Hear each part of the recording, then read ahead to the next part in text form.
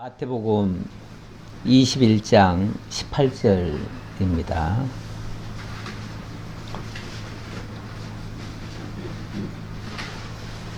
마태복음 21장 18절로 우리 22절까지 다 같이 한번 합독해 보겠습니다. 이른 아침에 성으로 들어오실 때에 시장하신지라 길가에서 한 무화과 나무를 보시고 그리로 가사 잎사귀 밖에 아무것도 찾지 못하시고 나무에게 이르시되 이제부터 영원토록 네가 열매를 맺지 못하리라 하시니 무화과 나무가 곧 마른지라. 제자들이 보고 이상히 여겨 이르되 무화과 나무가 어찌하여 곧 말랐나이까. 예수께서 대답하여 이르시되 내가 진실로 너희에게 이르노니 만일 너희가 믿음이 있고 의심하지 아니하면 이 무화과 나무에게 된 이런 일만 할 뿐 아니라 이 산더러 들려 바다에 던져지라 하여도 될 것이요 너희가 기도할 때에 무엇이든지 믿고 구하는 것은 다 받으리라 하시니라. 아멘.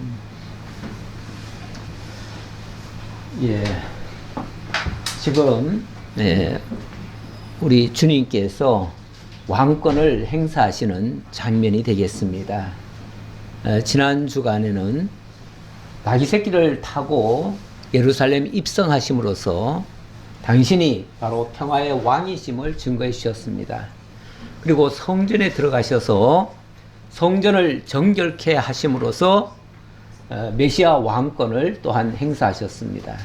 그리고 오늘은 무화과나무를 마르게 하심으로 메시아의 권능을 보이시고, 그리고 두 아들 비유와 포도원 임대 비유가 나오는데, 이거는 메시아 권세의 출처와 그 권세 자체를 소개하는 그런 장면이 되겠습니다.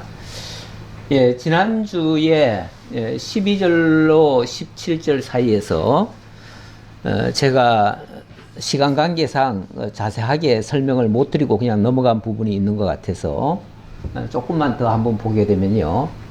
일단은 성전에 들어오셨습니다. 그리고 성전을 정결케 하시는 일을 하셨어요. 근데 그 모습이 언뜻 보면 굉장히 좀 과격해 보였지요. 채찍을 가지고 상을 둘러 엎으시고 그 상을 내리치시고 그리고 막 내쫓으셨잖아요. 막 그러면서 아주 책망을 하시고 그렇게 했어요. 그 장면을 바라본 사람들, 특히 그 종교 지도자들의 생각은 어땠을까요? 그걸 보고 그래, 여기가 좀 많이 부패됐지, 좀 잘못됐지, 우리가 반성해야 되겠구나, 이렇게 생각했을까요? 그렇게 하지 않고 저놈을 죽여야 되겠다, 아주 죽이기로 작정을 해버렸죠. 죽이기로 작정을 해버렸습니다. 그런데 이렇게 되는 내용이 구약 성경에 이미 예언이 되어 있었습니다. 주께서 이렇게 하실 것도 이미 예언이 되어졌는데, 대표적인 말씀, 이사야 말씀을 제가 소개를 못 드린 것 같아서 56장 6절에 보니까 여호와와 연합하여 그를 섬기며 여호와의 이름을 사랑하며 그의 종이 되며 안식일을 지켜 더럽히지 아니하며 나의 언약을 굳게 지키는 이방인마다, 여기 이방인 얘기가 나오네요. 이방인들이 오히려 하나님의 말씀을 듣고 지키며 그 성소에 같이 참여하게 될 것이다, 그 말이에요. 그러면서 내가 곧 그들을 나의 성산으로 인도하여 기도하는 내 집에서 그들을 기쁘게 할 것이며, 여기 기도하는 내 집에서, 물론 우리 하나님께서 하신 말씀이죠. 하나님의 집을 기도하는 내 집이다, 이렇게 얘기를 해요. 그 성전을 하나님의 집, 내 집, 기도하는 집, 뭐 이런 식으로 표현을 했어요. 그곳에서 뭘 하느냐 하면 그들을 기쁘게 할 것이며 그들의 번제와 희생을 나의 제단에서 기꺼이 받게 되리니 이는 내 집은 만민이 기도하는 집이라 일컬음이 될 것이기 때문에 그렇다. 장차 여기서 하나님이 온전한 번제와 희생을 받으시고 거기서 만민이 정말 하나님과 교통할 수 있는 그런 장소가 되기 때문에 그렇다 그 말이죠. 예, 여기 제가 좀 정리를 하느라고 이렇게 좀 적어놔 봤어요. 일단 성전이라는 말이 나왔고요. 이 성전이 뭐냐 하면은 바로 하나님의 처소입니다. 그 처소를 다른 말로는 기도하는 내 집이다, 하나님의 집이다, 이렇게 표현을 했는데, 그걸 또 더 나아가서 만민이 기도하는 집이다, 모든 사람과 함께 하는 집이다, 함께 교통하고 함께 만나는 그런 집이다, 하나님이 인간과 함께 하는 그 장소, 그곳, 그렇게 하는 일, 그 자체를 뭐라고 그러냐면 임마누엘이라고 합니다. 하나님이 우리와 함께 하시는 일, 그게 바로 성전을 통해서 이루어져요. 근데 그 성전 안에는 제사장이 있죠. 제사장이 있고, 그 제사장 나라, 우리 또 출애굽기에 보면은 내가 너희를 제사장 나라가 되게 하겠다, 이런 말씀을 하셔요. 그 제사장 나라에는 당연히 영원한 제사장이 있지요. 거기에 있고, 또 인간 제사장이 있고 그러는데, 영원한 대제사장은 이제 장차 예수 그리스도를 가리키고요. 또 왕같은 제사장이라고 하면서 모든 하나님 안에 있는 자들, 하나님과 교통하는 자들을 왕같은 제사장이라고 표현을 합니다. 그리고 또 베드로 사도는 그런 사람을 만인 제사장이라고 표현을 했어요. 결국 그들이 바로 세상을 구원하는 성도들인데, 오늘 여기 보니까 이스라엘에 쫓겨난 자를 모으시는 주 여호와가 말하노니, 이스라엘에 쫓겨난 자를 모으시는 주 여호와가 말한다. 내가 이미 모은 백성 외에 또 모아 그에게 속하게 하리라. 그에게 속하게 하리라. 바로 그리스도를 통해서 흩어졌던 자들, 쫓겨났던 자들, 죄 아래 있던 자들, 그들을 다 건져서 하나님과 함께하게 만들겠다, 그 얘기예요.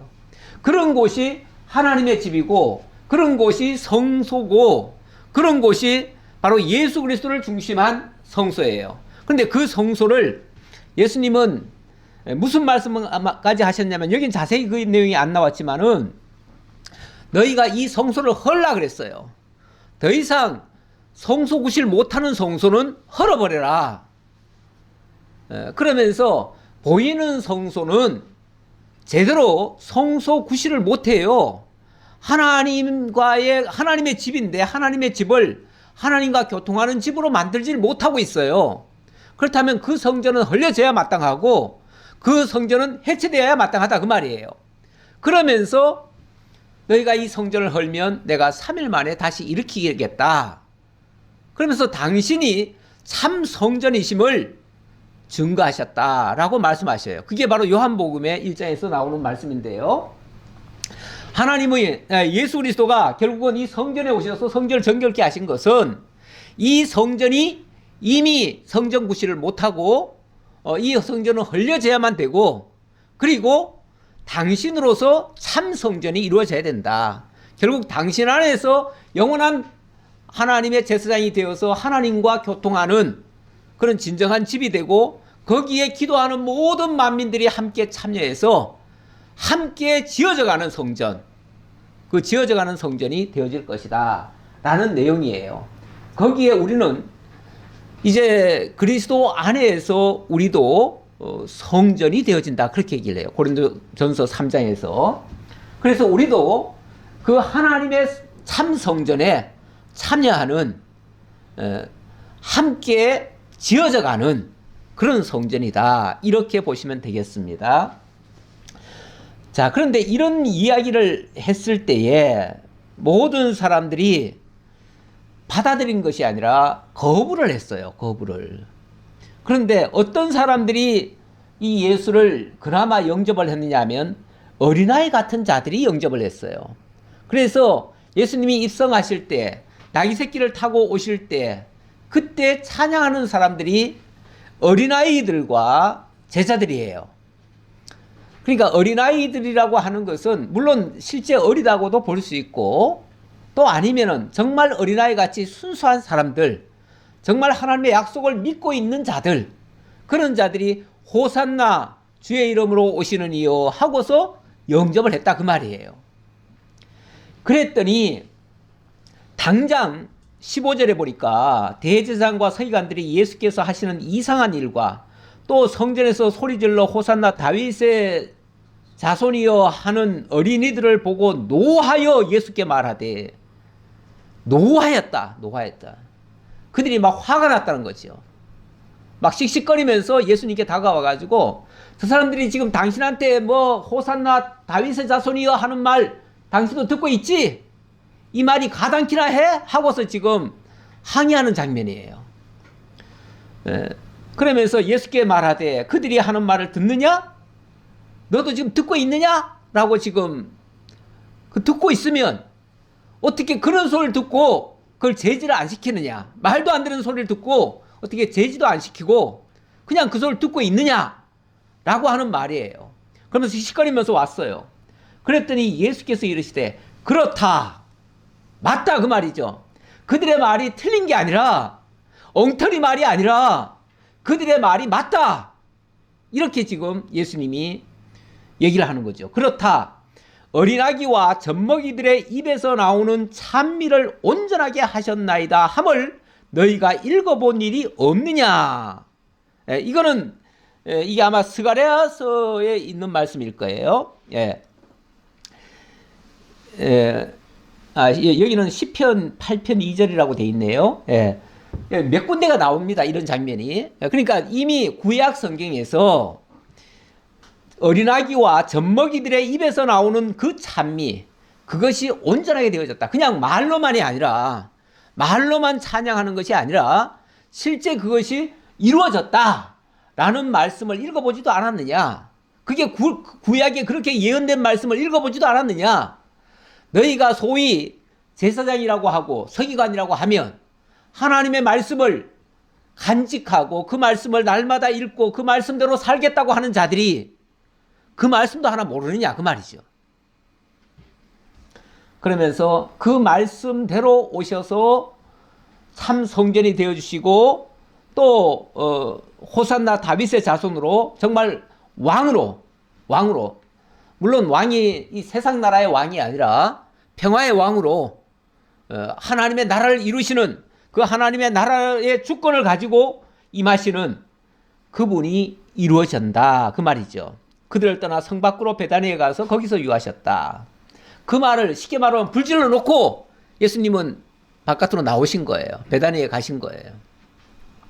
그리고 오늘 본문 말씀 18절, 이른 아침에 성으로 들어오실 때에, 이른 아침에 다시 들어온 거예요. 그런데 지금 그 안에서는 예수를 이제 잡아 죽이려고, 도저히 저 예수를 가만 놔둬서는 안 되겠다, 죽이려고 지금 벼르고 있는 중이에요. 그 안에서는. 그러니까 그 벼르고 있는 그 집으로, 그 곳으로 예수님이 다시 들어오면 이제 잡혀 죽는 거죠. 사실은 잡혀 죽는 거예요. 그런데 이른 아침에 성으로 들어오실 때에 시장하신지라, 아마 제대로 먹거리도 없었을 거예요. 그러니까 오시면서 너무 시장하셨대요. 육신적으로 시장하셨대요. 길가에서 한 무화과나무를 보시고 그리로 가사 잎사귀 밖에 아무것도 찾지 못하시고 나무에게 이르시되, 이제부터 영원토록 네가 열매를 맺지 못하리라 하시니 무화과나무가 곧 마른지라. 예수님이 한마디를 하셨어요. 무슨 말씀을 하셨냐면, 이제 배가 많이 고프신 모양이죠. 그런데 나무를 한번 이렇게 둘러보더니 나무에 아무것도 없어요. 아니 뭐가 열매가 있어야 뭐 그거라도 해가지고 욕이라도 할 텐데, 이제 상황이 그렇다는 얘기예요. 상황이 그렇다는 얘기고, 실제 뭐 예수님이 꼭 무화과를 잡숴야만 사시는 분이 아니에요. 꼭 그걸 먹기 위해서, 그거 먹어야 되겠는데 그걸 안 주니까 화가 나가지고 저주해버렸다, 이렇게 생각하시면 곤란합니다. 그렇게 생각하시면 안 되고, 사실은 이 장면에, 여기는 그 말이 없는데 마가복음에 보면 똑같은 장면이 이렇게 소개되어 있어요. 멀리서 잎사귀 있는 한 무화과나무를 보시고 혹 그 나무에 무엇이 있을까 하여 가셨더니 가서 보신즉 잎사귀 외에 아무것도 없더라. 이런 무화과의 때가 아닙니다. 아직 무화과가 열매 맺힐 때가 아니에요. 아니 열매 맺히지 않을 때에 가셔가지고 무화과나무를 구하는 것, 그 열매를 구하는 것이 옳습니까? 옳지 않지요. 없는 게 당연하지요. 무화과가 무슨 죄가 있어요? 그렇죠? 무화과가 무슨 죄가 있어요? 무화과가 억울해요. 아니 지금 때가 아니어서 열매 못 맺혔을 뿐인데 그 열매 없다고 예수님이 저주를 해버리셨으니, 그리고 그 열매는 그 나무는 그 자리에서 바로 다 말라버렸어요. 갑자기 잎사귀가 푸르른 잎사귀가 그냥 누렇게 변하더니 그냥 다 말라버려요. 그리고 나무가 죽어버려요. 그냥 예수님 말씀 한마디 했을 뿐인데. 그러니까 제자들이 너무 이상하잖아요. 거기 가서 무화과 열매를 구하는 것도 이상하고, 또 열매 없다고 저주하는 것도 이상하고, 거기다가 또 나무가 마르는 것도 이상하고, 도무지 이해되는 게 하나도 없어요. 그래서 제자들이 보고 이상히 여겨 이르되 무화과나무가 어찌하여 곧 말랐나이까? 어찌하여 곧 말랐나이까? 예수님 말씀 한마디에 어떻게 해서 즉시 그게 말라버립니까? 그 얘기죠. 그러니까 제자들이 궁금한 거는 그 무화과 나무 자체가 뭐 어떻게 됐다, 또는 열매를 못 구했다, 뭐 이런 차원이 아니라 어떻게 예수님 말씀 한마디에 이게 이렇게 될 수가 있느냐, 그걸 물은 거예요. 그걸 물었더니 예수께서 대답하여 이르시되 내가 진실로 너희에게 이르노니 만일 너희가 믿음이 있고 의심하지 아니하면 이 무화과 나무에게 된 이런 일만 할 뿐 아니라 이 산더러 들려 바다에 던져지라 하여도 될 것이요. 어찌 보면 제자들이 궁금해하던 그 내용을 예수님께서 이렇게 답변을 하신 겁니다. 예, 그 뭐 무화과 나무 그 자체를 가지고 얘기한 게 아니라 사실 예수님의 말씀 한마디에 모든 역사가 일어났다는 얘기, 그게 지금 중요한 거 아닙니까? 그 부분을 가지고 지금 얘기하신 거예요. 그러면서 너희들이 정말로 믿음이 있고 의심하지 않는다면 이 무화과 나무에게 된 이런 일뿐만 아니라 심지어 이 산더러 들려 바다에 던져지라 하여도 될 것이요. 그러면 이 말이 좀 깊이 좀 생각을 해보세요. 이 말이 너희가 이 산더러 명하여 바다에 던져지라 명령하면 된다는 얘기인가요? 지금 그 얘기로 들리나요?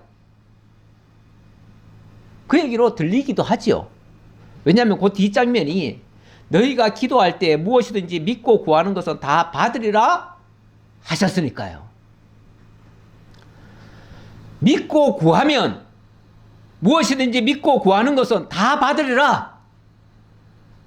전후 맥락 다 띄워버리고 위에 글 아래 글 다 띄워버리고 요 말만 딱 얘기하면 너희가 기도할 때 무엇이든지 믿고 구하는 것은 다 받으리라 라고 이해해버리면 뭐가 되죠? 기도 만능 이야기가 되죠. 지금 예수님이 기도 만능 이야기를 하신 걸까요?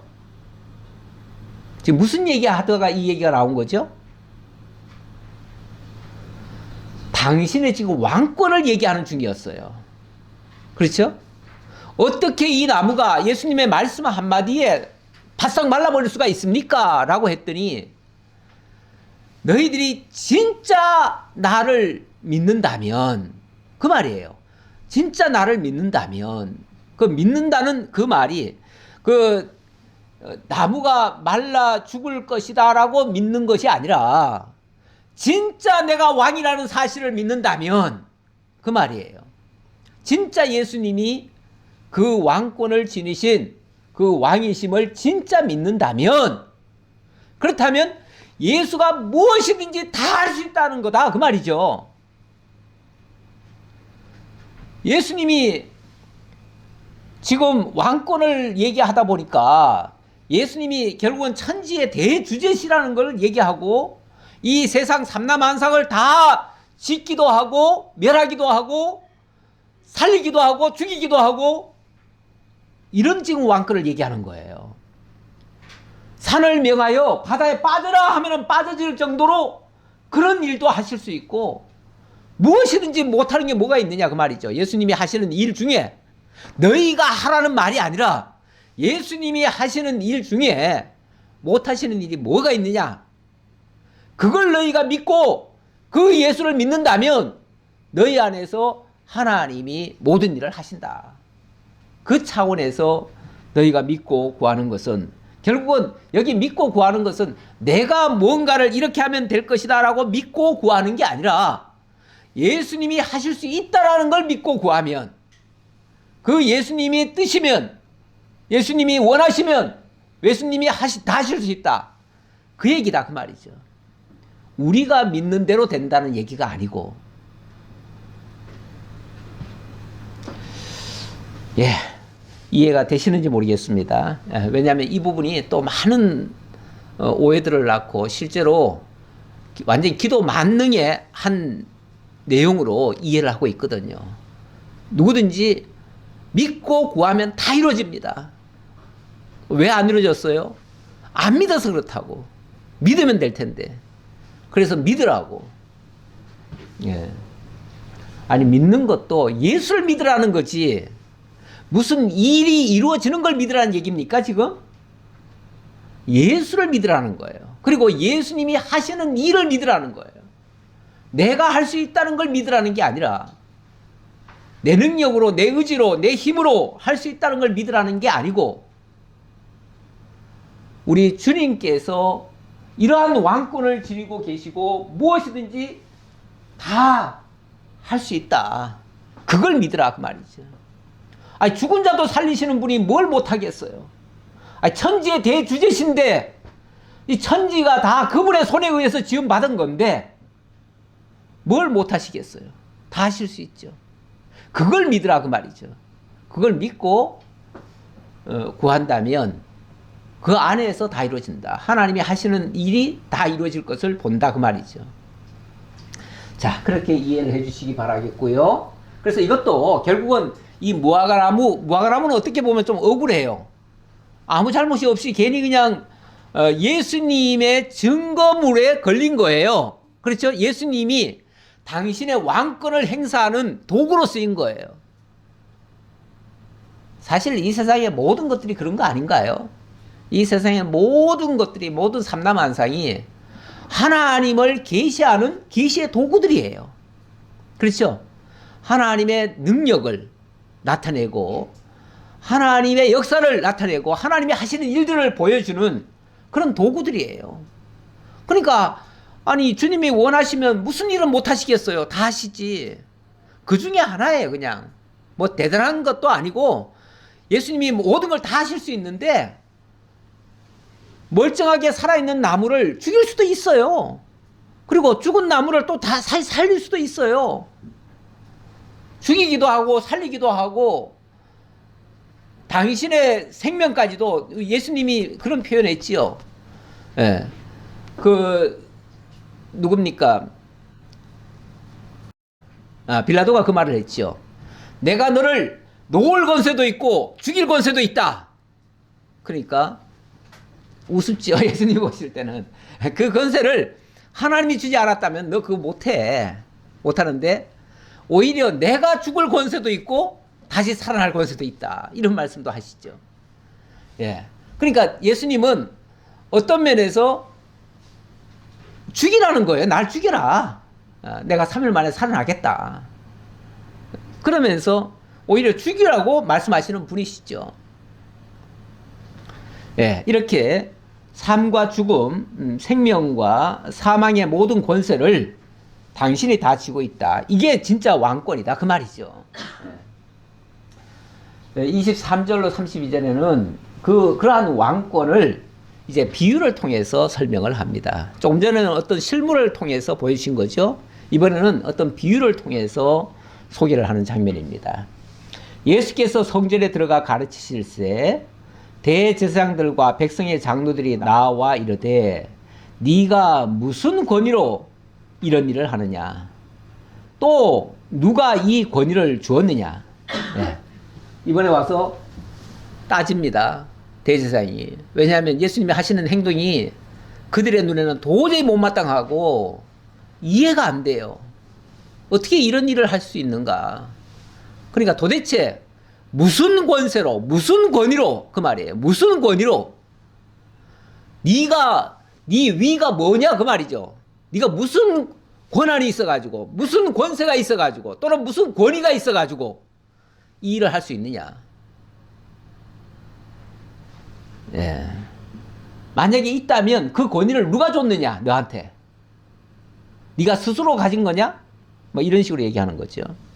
그랬더니 예수께서 대답하시되 나도 한 말을 너에게 물으리니 너희가 대답하면 나도 무슨 권위로 이런 일을 하는지 이르리라. 내가 먼저 너희에게 하나 묻겠다.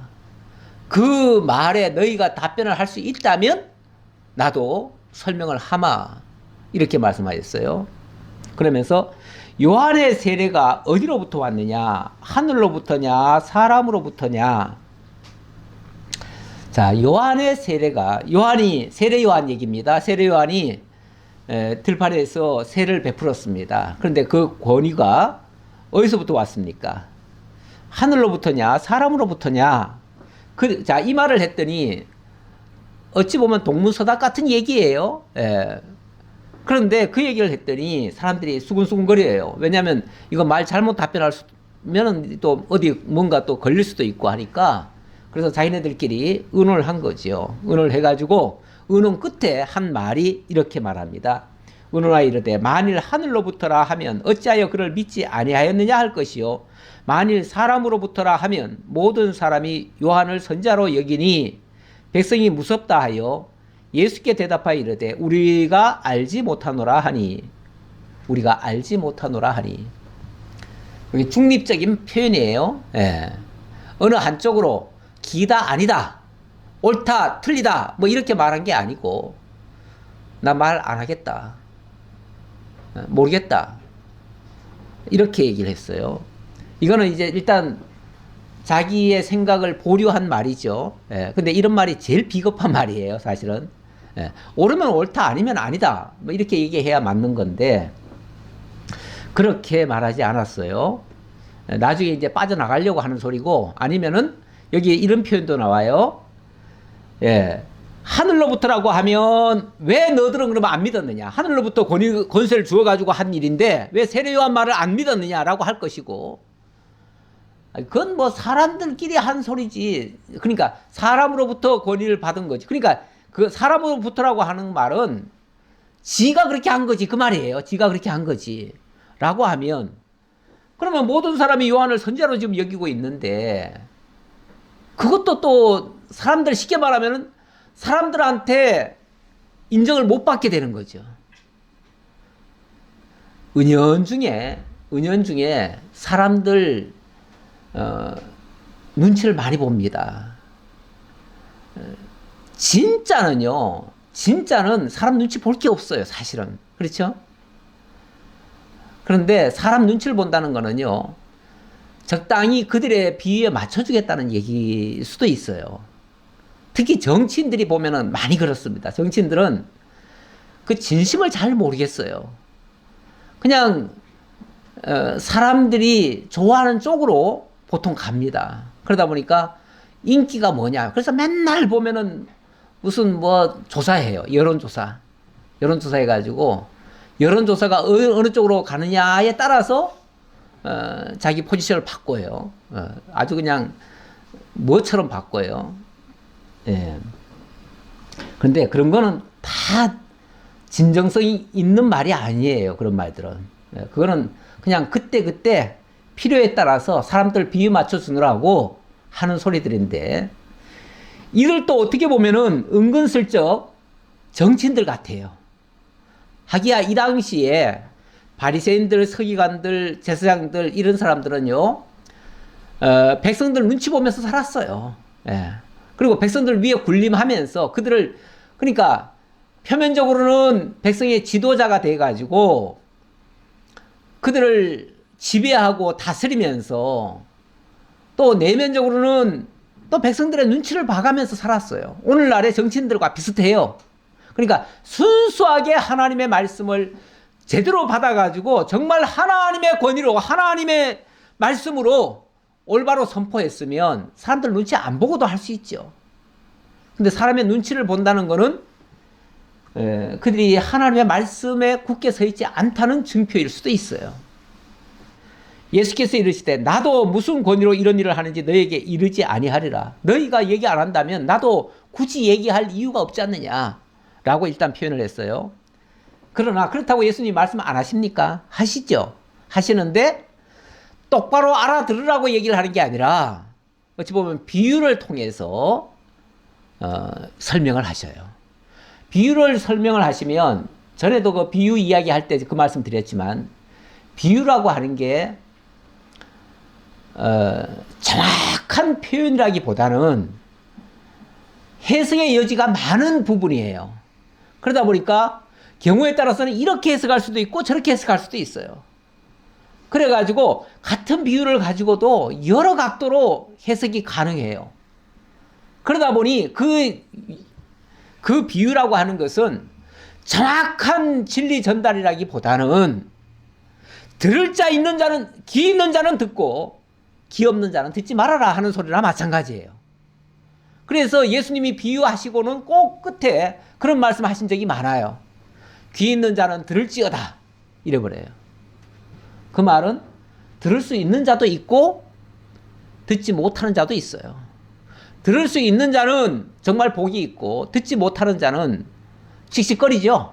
씩씩거리면서 예수를 잡아 죽이려고 덤비죠. 그래서 같은 비유를 했는데 똑같은 비유를 듣고 어떤 사람은 회개하고 정말 예수께로 돌아오는 사람도 있고 어떤 사람은 그 비유를 감정적으로 받아가지고 우리를 치는구나 이렇게 받아가지고 그 예수를 죽이려고 합니다. 그래서 같은 비유를 듣고도 죽이는 일에 더 앞장을 서버려요.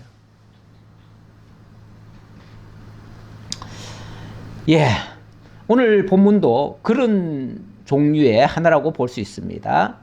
그러나 너희 생각에는 어떠하냐? 어떤 사람에게 두 아들이 있는데 맏아들에게 가서 이르되 오늘은 포도원에 가서 일하라 하니 대답하여 이르되 아버지 가겠나이다 하더니 가지 아니하고.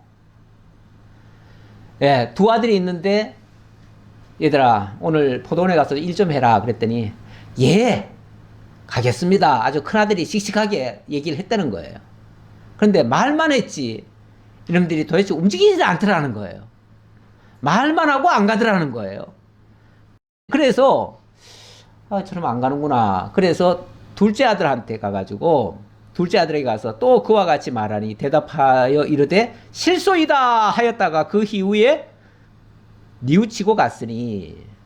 근데 둘째 아들은 이놈은 약간 반항기가 있어가지고 그런지 아버지가 무슨 얘기를 하니까 첫마디가 예가 아니라 뭐예요?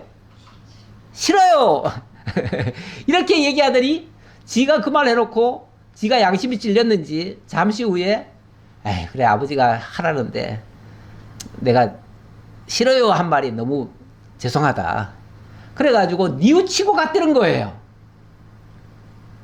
이런 예가 있을 수 있지요. 있을 수 있는 걸 가지고 예를 든 거예요. 있을 수 있어요. 그 둘 중에 누가 아버지의 뜻대로 하였느냐? 이르되 둘째 아들이니이다. 예수께서 그들에게 이르시되 내가 진실로 너희에게 이르노니 세리들과 창녀들이 너희보다 먼저 하나님 나라에 들어가리라.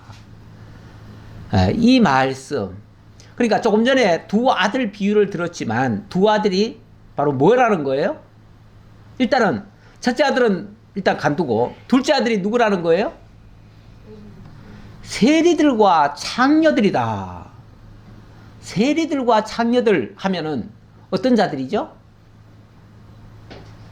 한마디로 나쁜 놈들이죠. 세리는 도둑놈들이죠. 백성들의 그 재산을 착취에다가 로마에 세금 바치고 일부는 자기네들이 떼어먹던 사람들이에요. 그 당시에 세리가 그렇다는 거예요. 요즘은 그렇다는 건 아니에요. 요즘은 다 공무원들이라서 세무 공무원들이 그렇게 나쁜 일을 하면 바로 징역까지요. 요즘은 그렇다는 얘기가 아니라 이 당시에 세리들은 자기 동족의 피를 빨아가지고 로마 정부에 갖다 바치고, 그러니까 로마의 앞잡이예요. 그런 짓을 하면서 거기서 과하게 뜯어가지고 일부만 바치고 나머지는 자기네들이 행령을 했어요. 그게 합법이었어요. 그렇게 하던 자들이기 때문에, 그래서 유대인들은요, 세리를 어떻게 취급하냐면, 지옥 가운데서도 가장 뜨거운 지옥 아랫목에 들어갈 놈들이다. 그렇게 표현을 했어요. 그러니까 지옥 중에서도 제일 뜨거운 곳으로 빠질 놈들, 그러니까 나쁜 놈들 중에서 최악의 나쁜 놈들이다, 그 얘기죠. 그런 놈들은 도저히 용서받을 수 없다. 창녀들도 마찬가지죠. 창녀들도 뭐 이건 그냥 완전히 이제 버려질 그런 자들이다, 이렇게 생각했던 자들이 바로 둘째 아들 같은 자들이다, 그 말이죠. 그런 자들이 분명히 표현상 보면은 어떻습니까? 하나님 말씀 안 들었어요. 나쁜 놈들이에요, 쉽게 말해서. 그런데 세례 요한이 와가지고 회개하라 했더니 그 말을 듣고 마음에 찔려가지고 그들이 나중에 뉘우쳤어요.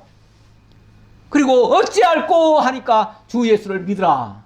그리하면 너와 내 집이 구원을 얻으리라. 그러니까 주 예수를 믿었어요. 어떻게 된 거예요? 그들이 하나님께로 돌아온 자들이 됐어요.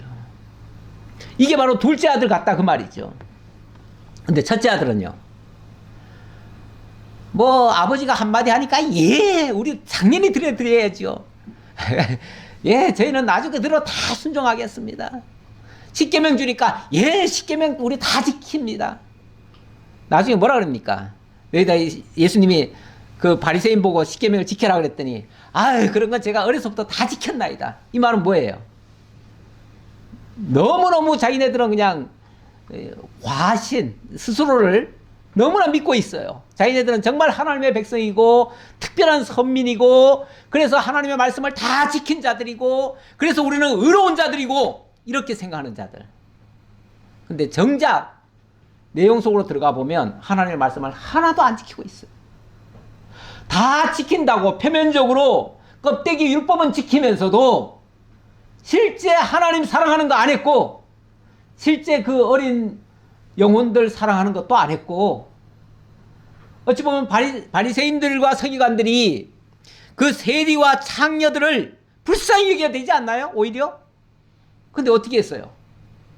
그들을 정말 저주하듯이 그들을 완전히 지옥 백성이라고 매도해버리고, 그들은 영영 구원받을 수 없는 존재라고 취급해버리고, 그들을 완전히 배척을 해버렸죠. 세리와 죄인들, 그 바리새인들의 입에서 그 말이 수시로 나왔잖아요. 세리와 죄인들, 그들은 저 지옥에 1번으로 들어갈 자들, 이렇게 아예 단정을 해놓고 그들에게 복음을 전하기를 원하지 아니하고, 그들은 다 지옥 갈 놈들이니까 아예 버려버린 자식들, 이렇게 취급을 했었다, 그 말이죠. 그러니까 그들은 오히려 사실은 이 복음이 필요한 자들은 그들인데, 그들은 세례 요한이 와서 외치니까 정말 회개하고 돌아왔어요. 근데 정작 바리새인들은 돌아오지 않았다. 그러면서 요한이 의의 도로 너희에게 왔거늘 너희는 그를 믿지 아니하였으되 세리와 창녀는 믿었으며 너희는 이것을 보고도 끝내 뉘우쳐 믿지 아니하였도다. 이걸 보고도 세례 요한이 그렇게 증거를 했음에도 너희는 기어코 안 믿었다. 일단 세례 요한이 뭘 어떻게 외쳤는가 하나 좀 설명드리고 넘어가야겠죠. 마태복음 3장 7절에 보니까 요한이 많은 바리새인들과 사두개인들이 세례 베푸는 데로 오는 것을 보고 이르되 독사의 자식들아. 세례 요한의 입도 거칠죠. 예, 그 바리새인과 서기관을 향해서 독사의 자식들아, 이렇게 얘기를 하네요. 누가 너희를 가르쳐 임박한 진노를 피하라 하더냐. 그러니까 이들이 정말로 이 말씀을 듣고 회개하러 왔으면, 그리고 메시아를 받아들일 준비로 왔으면 그들에게 독사의 자식이라고 표현했겠어요? 그러지 않지요. 그렇지 않은데 이들의 속을 세례 요한이 뻔히 들여다보고 있어요. 들여다보면서 이렇게 표현을 한 거예요. 그러면서 그러므로 정말 너희들이 돌아오려면 회개에 합당한 열매를 맺고 속으로 아브라함이 우리 조상이라고 생각하지 말라. 이런 어떤 선민의식에 사로잡혀 있지 말라, 그 말이죠. 내가 너에게 이르노니 하나님이 능히 이 돌들로도 아브라함의 자손이 되게 하시리라. 하나님께서 구원할 자, 아브라함의 자손, 진정한 하나님의 나라 백성은 돌덩어리 가지고도 만들 수 있어, 그 말이죠. 너들처럼 그렇게 고귀하다고 생각하는 자들만 하나님이 구원하시는 게 아니고, 오히려 그렇게 오만방자한 그런 생각을 가지고 있는 것은 독사의 자식들과 같다. 독사의 자식이란 말은 직접적으로 얘기하면은 이건 사탄의 자식들이다 라는 얘기나 똑같잖아요. 그게 결국은 마귀에게 속아서 그렇게 생각들을 하고 있었던 거죠. 그러면서 그 뒤에 말이 더 중요해. 사실은 여기 나는 너희로 회개하게 하기 위하여 물로 세례를 베풀거니와 내 뒤에 오시는 이는 나보다 능력이 많으시니 나는 그의 신을 들기도 감당하지 못하겠노라. 그는 성령과 불로 너에게 세례를 베푸실 것이요 성령과 불로 세례 베푸실 뿐이다. 이 세례라고 하는 것은 원래 세례라고 하는 게 죽음을 가리켜요. 그래서 구약 시대의 세례는 홍해 바다 속으로 들어갔다가 나온 걸 가지고 세례라고 그랬잖아요. 예. 물 속에 들어갔다가 나온다는 것이 죽었다는 뜻이에요. 그런데 우리 예수님께서는 물로 세례를 베푸시는 분이 아니라 성령과 불로 세례를 베푸시는 분이다. 이렇게 얘기를 하네요. 근데 여기서 잘 이해하셔야 되는데, 흔히 왜 보면은 부흥사들이 불 받아라 그럽니다. 불 받아라 할 때 그 불은 무슨 생각으로 불이라고 얘기했냐면 그걸 성령과 동의어로 생각을 해서 그래요. 왜냐면 성령이 불같이 뭐 이렇게 아랑거리면서 초대교회에 내려오는 장면이 있었거든요. 비둘기 같이 임하고 불같이 임했다 이런 표현이 있어가지고 그걸 성령과 불로 이해를 하는데, 불은 어떤 면에서 뭐 하는 거예요? 태워버리는 거예요. 사르는 거예요. 심판하는 거예요. 성령은요, 완전히 거듭나게 하는 거예요. 그러니까 우리 주님이 하시는 도구가 어찌 보면 성령과 불로 세례를 베푸시는데, 죽였다 살리는데, 예, 사실은 불로는 죽이는 거예요. 불로는 죽이는 작업하고 성령은 다시 살아나게 하는 작업을 해요. 그래서 손에 키를 들고 자기의 타작마당을 정하게 하사 알곡은 모아 곳간에 들이고 쭉정이는 꺼지지 않는 불에 태우시리라. 쭉정이는 불로 태워버리고 알곡은 성령으로 거듭나게 하시고, 그래서 성령이 우리에게 임하여야 우리가 구원을 받지, 불 받으면 죽습니다. 불 함부로 받을 생각하지 마세요. 예.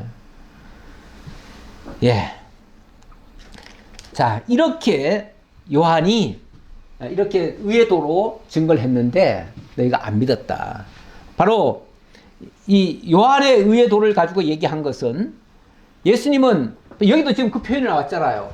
바로 그 예수가 내 뒤에 오시는 그분이 능력이 많으신 분이고 나는 그의 신을 들기도 감당하지 못할 분이고 그분은 성령과 불로 너에게 세례를 베푸실 분이다. 이게 뭐 왕권이죠. 이게 왕권이에요. 이게 그리스도의 왕권으로서 성령을 통해서 살리기도 하고 불을 통해서 멸하기도 하시고 죽이기도 하시고 살리기도 하시고 영원한 왕권을 가지고 계신 분이시다 라는 뜻입니다. 예, 오늘 비유 하나만 말씀드려야겠네요. 여기까지 말씀드리고요. 그런데 이렇게 했음에도 불구하고 너희는 이것을 보고도 끝내 뉘우쳐 믿지 아니하였도다. 예수를 그리스도로 받아들이지 않았다. 여기 믿는다는 표현, 아까도 믿는 자들에게는 기도할 때 무엇이든지 믿고 구하는 것을 다 받으리라 했는데, 여기 믿는다고 하는 것은 믿음의 정의부터 다시 내려야 돼요. 우리 신념적으로 믿는 것이 아니라 정말 예수가 그리스도이심을 믿고 그분이 천지의 대주제이심을 믿고 이 죽이기도 하시고 살리기도 하시는 그 왕권을 지니고 계심을 믿는 거예요. 그런 믿음을 우리가 갖는다면 하나님의 하시는 일이 안 이루어질 일이 없습니다. 우리가 그것을 진실로 믿는다면 믿는 자들은 그 역사를 다 보게 될 것입니다. 기도하겠습니다. 아버지 하나님 감사합니다. 오늘도 저에게 그리스도의 왕권을 여러 각도에서 성전을 통해서 또 두 아들의 비유를 통해서 저희들에게 들려주셨습니다. 아버지 하나님, 육신적으로 이 땅에 어린 아기로 와서 연약한 모습을 보였던 그 예수를 믿는 것이 아니라 영원 자존하신 하나님으로서 또 그리스도로서 이 땅에 오셔서 정말 평화의 왕이 되시고 우리의 생명을 죽이기도 하시고 살리기도 하시는, 그래서 옛사람은 죽게 하시고 새사람으로 거듭나게 하시고 영원한 하나님의 나라를 기업으로 얻게 하시는 전능자 하나님이심을, 또 왕이심을 저희들로 하여금 믿고 고백합니다. 이제 우리가 예수를 주와 그리스도로 믿고 그분과 함께 영원한 성소에서 하나님을 영원토록 찬양하는 하나님의 친백성들 다 되도록 인도해 주옵소서. 모든 걸 주님께 감사드렸고 예수님 이름으로 기도하옵나이다. 아멘.